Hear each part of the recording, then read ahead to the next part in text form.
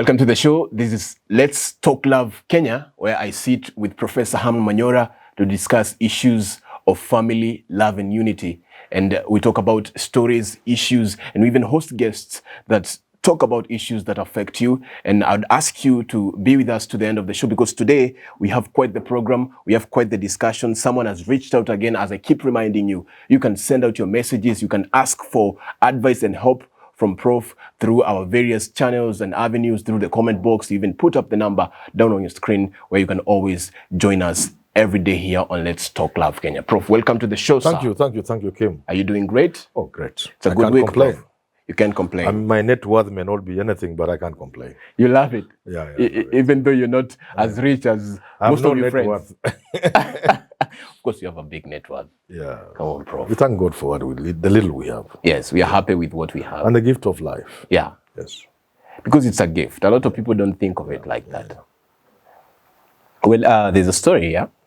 The messages we get, someone has sent a message again this week, yes. And it's a brief one, so I'll just read it. It says, "Dear Prof, my husband has a serious drinking problem. It's a lady. He does not beat me or anything, but his drinking has gotten worse and affected both his career and our sex life. She says, I am frustrated, but his mother tells me that his dad was a drunkard too. Apparently the dad is no longer in the picture. The mother tells her that the man's dad was a drunkard too, and that might have affected him. She says he will not open up to me or seek help when I suggest, yet I can see he is suffering. What do I do, Prof? Please save my marriage." It's not anything I can say I have an answer to direct, but it's something we come across every other day. Yes? But something to touch on something. You talked about somebody being alcoholic and the father was alcoholic. You know, initially I used to think, if my father went down with the drink, I used to think I shouldn't. This thought was buttressed by a book I read when I was in Form 2 or thereabouts. By J.M. Karaoke. You've heard of J.M. Karaoke? The politician? Yes. Yes, I've heard of him. Mau Mau in detention. Mau Mau Kizuizini.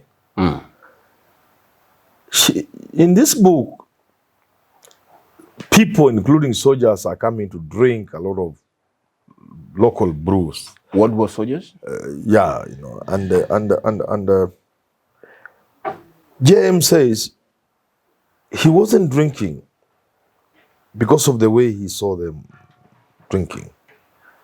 So I used to think, if a child is born in a family and raised in a family where one of the parents is a drunkard, you can say the word wreck, they will learn from it.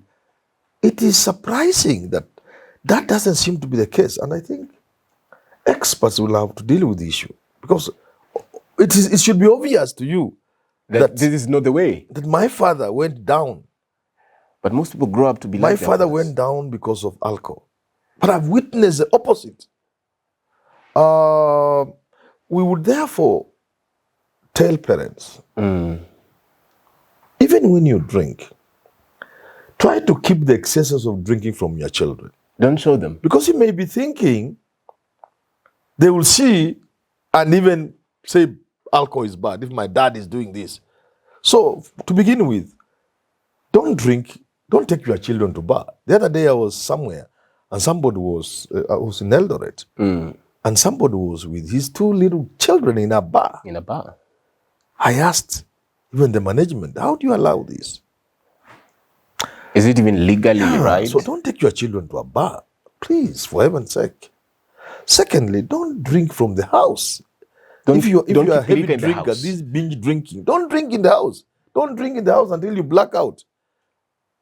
Some people have a bar in the house, a mini bar. Look, no, don't bring drunkards to your house. No, keep your family away from the excesses of drinking.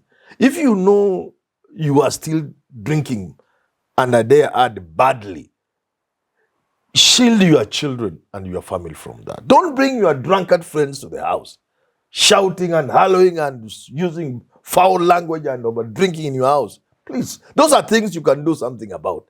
It may be difficult for you to do something about your own drinking. But surely it shouldn't be difficult for you not to take your young girl to a bar. That shouldn't be difficult, number one. It shouldn't be difficult for you to avoid bringing your friends, drinking mates in the house when they are drunk. It shouldn't be difficult for you to keep alcohol away from your house. These are things you can do even as you try to deal with the issue of alcoholism that is affecting you. Now, to your question. Alcoholism is an age-old problem. You can see it in the Bible. It's not new. It's not new. Alcohol is there. People take alcohol. But sometimes it can take you down. I used to drink. It didn't take And I you was down. discussing about somebody recently.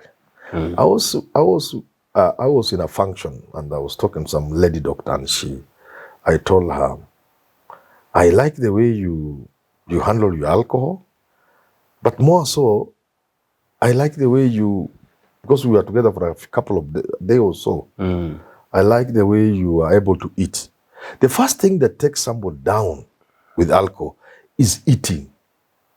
Alcohol affects your eating. You don't eat. You don't eat. And then you become more dependent on alcohol. So I learned when I used to drink when I was young, that bite something small, however small it is. If you ate something small before drinking, when you come back home, you can eat. Yes. If you ate something small before starting to drink, if you get to the house at night or whatever time, you can eat. But if you start drinking on an empty stomach, then you cannot eat. And then that one thing leads to another, and finally you are not able to eat. So there are some of these things people can do something about. So for that woman, sometimes I've seen women who are aware that their husbands have drinking problem. So you must be able to do something about it, including simple things like just, drug abuse leads to things like carelessness, even bodily hygiene. You've noticed people who take drugs, they are not very keen with taking a shower. They're not Hydrophobia. They are not very keen with how they dress. So as a wife, when you notice those signs, try to mitigate. Try to make your husband. Yes, with love. Yeah, with love. Make him clean. Make sure he has a nice shirt all the time, well ironed. Make sure the socks are clean and washed. Make him see you value cleanliness. But above all, make sure he eats. Sometimes making somebody eat is just a question of discovering what they like and when they like it. There are people who can't eat after a hard day's work or after drinking. So there are some people who, if you give them something nice in the morning before they go to work, nice soup, they will take. So discover what it is your husband can take. Because food really manages alcohol in a very, very big way. If you go to some of these countries where people drink a lot, like Russia, where in some of these countries, you find drinking and eating are always going together. Some people even including one I found very repulsive, what it did in somewhere, Norway, where people take raw fish as they drink. So you see what I'm trying to say? So as a woman also there's something you can do. The low-hanging fruits. Then there's also advice, help. We underrate the value of help. You can reach people through one of the things that make people find it difficult to stop drug abuse and alcohol abuse is how people close to them take them. Yeah? Either they become overprotective, and therefore, if you are a parent, you are overprotective. If something is mentioned about your son going out of the way, you become overprotective. Your hand is needed there, and you are not extending that hand. Atakamanika, not a slap, some hard talk or stuff like that. The other thing which is quite common, and it may even apply to this lady who is talking, we don't deal with people with empathy.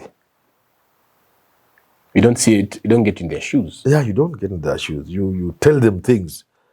From your own perspective. A man comes in the house at 9 o'clock, you tell you are stupid, what kind of man are you? You're screaming at him in front of the kids. You don't do homework with your children, either look, you are neighbors, know how to take, those kind of things. It makes it worse. You draw him away, and the moment people realize you think badly of them, you think they are useless, they become more and more useless. So for that lady, the beginning thing, guided by your love, is to accept your man the way he is. Once he sees you have accepted them, you are not looking at them as if they are really terrible people, as if they are gone with the drink. That empathy is a miracle cure. Empathy is a miracle cure. Is that how you penetrate a man who is guarded off, who has impregnable walls, who can't tell you? Yes. That's how you get to them. Because you see, with alcoholics, you'll realize that they are also afraid that people will think they are finished, they are useless. And one of the signs of alcoholism, especially in the initial stages, is with the people, they hide alcohol. So they know it's a bad thing. Don't pretend you don't drink. So a man comes with a small bottle of vodka and they tuck it somewhere in the house. You get it? So those are signs that somebody is drifting into alcoholism. And so at that phase, your understanding and empathy is very, very critical. Because they think they are hiding, but it's not very easy to hide. Especially from a partner. Yeah, it's not very easy to hide from somebody you live with 24/7. In your bed. Yes. So for that reason, I will advise this woman to move into the empathy range and stop all those bad things and bad words, bad moves, bad gestures, foul mouth. Let them see you, love them the way they are, you accept them. You are not so, they are not that bad. What is the role of, because you've really made it sound like with love, especially from a partner, you can help a man dig up his demons and fight them. I know even women don't want a man to touch them. Yeah? In bed. Because you are smelling, you give them a different blanket. No, then you are making it worse. Accept them the way they are. Show them love. Show them they matter. Show them drinking may be bad, but they themselves are not that bad. It's not them. Yeah, so then you have them on your side. Then you can help them. But if you run away from the bed, go to another bed, you are not helping it. And quite often, it is not that they started drinking before you married. You married them when you knew they were drinking. Now all of a sudden, they are smelling bad in the mouth. You knew what you were getting into. Yeah, you knew what you're getting into, but not even that. The idea is this is your person, this is your partner. It's a life partner. And therefore, accept it. The beginning is nothing else. Based on love, accept your partner. With all the excesses, show them you understand that this is something that people do. It may not be a very good thing, but they are not the first person to drink. Otherwise, how much beer does East African breweries produce in a day? It can't be for him alone. Thousands of bottles. How much spirit is imported into this country? Tons upon tons of spirit. Rivers of spirit. It can't be for him. So there are people who drink. He's not the only one. So accept him based on the love you have for him. Empathy comes in, and the rest, before you know what's happening, this will be the best man south of the Sahara. They say north of the Limpopo. Correct. All right. It could be put any better. Prof says nothing cannot be healed by love, including drunkenness and issues of drugs. And this is Let's Talk Love Kenya, where we keep it love, where we keep it family, and where we keep it here. Until next time, my name is Kimadi.